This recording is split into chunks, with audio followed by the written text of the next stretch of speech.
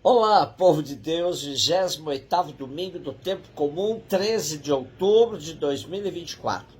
A nossa reflexão de hoje é a partir de Sabedoria 7, de 7 a 11, Carta aos Hebreus 4, de 12 a 13, Marcos 10, de 17 a 27. Orei e foi-me dada a prudência. Supliquei e veio a mim o espírito da sabedoria.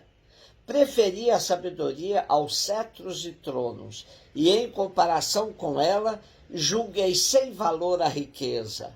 A ela não igualei nenhuma pedra preciosa, pois a seu lado todo o ouro do mundo é um punhado de areia, e diante dela a prata será como a lama.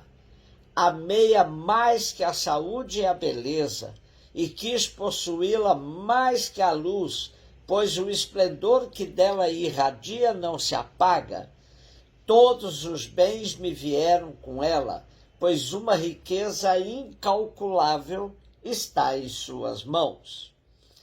O livro da sabedoria nos remete à Alexandria do século I a.C., portanto, o último texto do Primeiro Testamento. Ainda assim, o livro é atribuído a Salomão. Era comum dizer que Salomão era um rei de sabedoria extraordinária, porque Deus lhe havia aparecido e lhe dito que pedisse o que quisesse. Ao invés de pedir a Deus bens materiais e poder, ele pede a sabedoria, a capacidade de discernir entre o bem e o mal. O conhecimento das ciências se pode fazer nas universidades. A sabedoria, porém, é dom de Deus. Nem sempre quem tem ciências, as mais aprofundadas que possam haver, possui a sabedoria. Esta orienta as decisões na vida e quem a possui recebe tudo mais em acréscimo. Hebreus 4, de 12 a 13. A palavra de Deus é viva, eficaz e mais cortante do que qualquer espada de dois gumes. Penetra até dividir alma e espírito, articulações e medulas.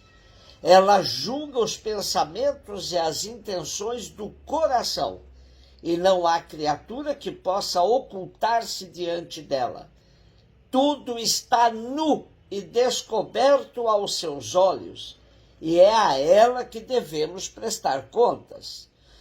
Em comunhão com a primeira leitura, podemos dizer que a carta aos Hebreus atribui à palavra de Deus a fonte da sabedoria.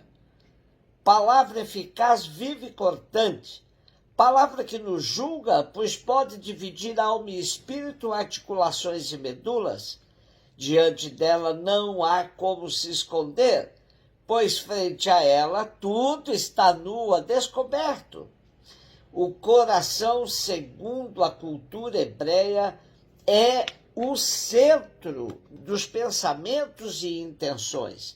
Portanto, fonte de toda a sabedoria, e até aí penetra a palavra de Deus. Marcos 10, 17 a 27. Quando Jesus saiu a caminhar, veio alguém correndo, ajoelhou-se diante dele e perguntou: Bom mestre, que devo fazer para herdar a vida eterna? Jesus diz: Por que me chamas de bom? Só Deus é bom e mais ninguém. Tu conheces os mandamentos? Não matarás, não cometerás adultério, não roubarás, não levantarás falso testemunho, não prejudicarás ninguém, honra teu pai e tua mãe? E ele respondeu: Mestre, tudo isso tenho observado desde a minha juventude. Jesus olhou para ele com amor e disse: Só uma coisa te falta. Vai, vende tudo o que tens e dá aos pobres, e terás um tesouro no céu. Depois vem e segue-me. Mas quando ele ouviu isso, ficou abatido e foi embora, cheio de tristeza, porque era muito rico. Jesus então olhou ao redor e disse aos discípulos: Como é difícil aos ricos entrar no reino de Deus! Os discípulos se admiravam com estas palavras, mas ele disse de novo: Meus filhos, como é difícil entrar no reino de Deus. É mais fácil um camelo passar pelo buraco de uma agulha do que um rico entrar no reino de Deus. Eles ficaram muito espantados ao ouvirem isso e perguntavam uns aos outros: então, quem pode ser salvo?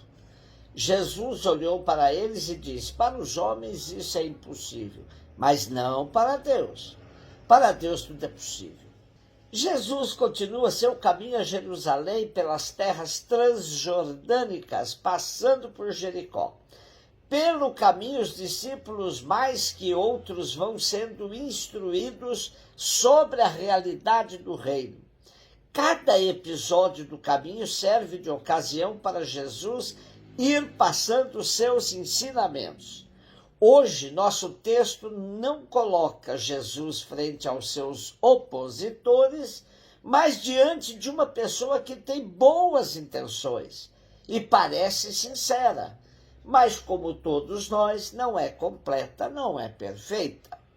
A atitude de ajoelhar-se diante de Jesus é de profundo respeito e súplica, pois o identifica com os possuídos por demônios, com os leprosos, que se aproximavam de Jesus lhe implorando a cura. Na verdade, ele está disposto a ser curado por Jesus para poder alcançar a vida eterna. E é interessante que Marcos ressalta que o homem veio correndo até Jesus. Portanto, estava com sede de ouvir os conselhos de Jesus. Sua pergunta: bom mestre, que devo fazer para herdar a vida eterna? Jesus desvia o foco de sua pessoa e remete ao Pai, o único que é verdadeiramente bom. Vale ressaltar que o homem pergunta sobre herdar a vida eterna e não o que devo fazer para merecê-la. Jesus dá uma resposta para lá de tradicional: cumpra a lei. Mas os mandamentos do Decálogo que Jesus destaca dizem respeito ao amor ao próximo e não a Deus, pois estes era comum um judeu dizer que seguia, sem os relacionar com o amor ao próximo.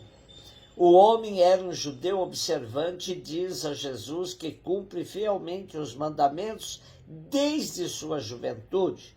Jesus, então, o olha com amor e lhe faz a proposta fundamental para dar sentido à vida, aqui de forma que ganhe a vida eterna. Porém, Jesus coloca o homem frente ao seu limite mais profundo, o apego aos bens materiais.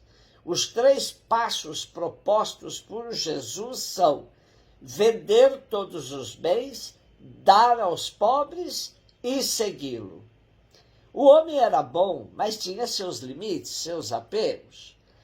A maneira como lidamos com os bens materiais é decisiva em nossa vida. Se colocamos neles o sentido último de nossas vidas, afastamos de nós a possibilidade de partilha e socorro dos irmãos e irmãs que de nós precisam. Diante da proposta de Jesus, o homem se afasta triste, pois não está apto para um passo tão radical. Jesus então orienta seus discípulos sobre a dificuldade da salvação para quem vive apegado aos seus bens. Os discípulos se assustam, mas Jesus os tranquiliza dizendo que se a salvação é difícil para a humanidade, para Deus não, pois para ele tudo é possível. Porém, não podemos entender que essa possibilidade é para justificar a salvação dos ricos. Não. Jesus quer dizer que a salvação não está na nossa mão, mas a perdição sim. A preocupação de Jesus é com os pobres e a justiça que se faz ou não para eles. Ter bens é para partilha e não para acumulação. Esta é a lógica de Jesus. Acontece que a lógica dos ricos é que, mas se eu partilhar, eu vou ficar pobre como os pobres. Por isso, é a lógica da avareza mesmo. também Jesus destrói uma certa ideologia da prosperidade que prega: cumpra os mandamentos e você terá casa, carro, família integrada, vida próspera. Nada disso. A lógica de Jesus é outra. Não basta cumprir os mandamentos. É preciso ter os pobres como seus amigos centrais, com quem você partilhe o que tem. Somente a prática da lei, o cumprimento da doutrina, não salva ninguém. Um beijo no seu coração.